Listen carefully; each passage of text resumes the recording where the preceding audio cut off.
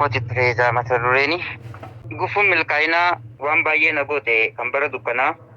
Jiruu na dhorkitee osoon hunda beekuu wallaalaa na goote. Yoommi guyyaa tokko boqonnaa naaf laatte na dhorkuuf galma koo turree natti martee badii tokko malee garaa na jabaattee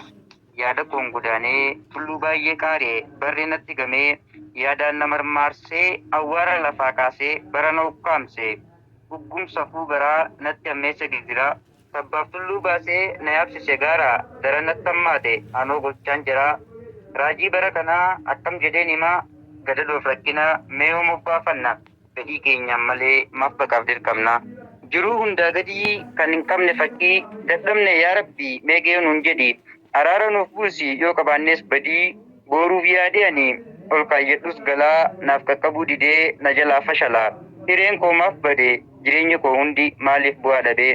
na jalaa manca'e wantiin tattaraare yoom galma naaf ga'e dhalachuu koo na baare mul'ata kiyyaatu fiixaan ba'uu didee fedhii kootiin malee naaf fideera dhibee hunda namaa keessaa carraan kiyyaafee maaf jiruu booressaa abduu kootii turee na waakkate obsa kanaaf yeroo hunda booya imimmaanii ija koorraa cobsa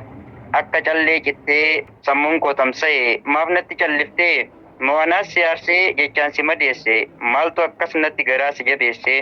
akka maarsiif meerkuurii yaanni na naannesse ni wallaaltee tarii wantan sitti odeesse waadaa kan koo nyaattee dhugaa maaliif haaltee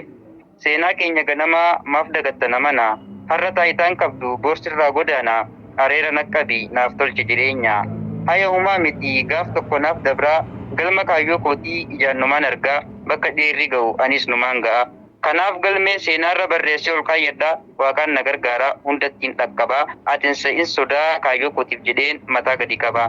kanaafuu koodee koo kufaatii koon eegin boru nu gaabbitaa kaayyoon kiyya cimaa ijaan arguuf jirta kaayyoon kiyya cimaa ijaan arguuf jirta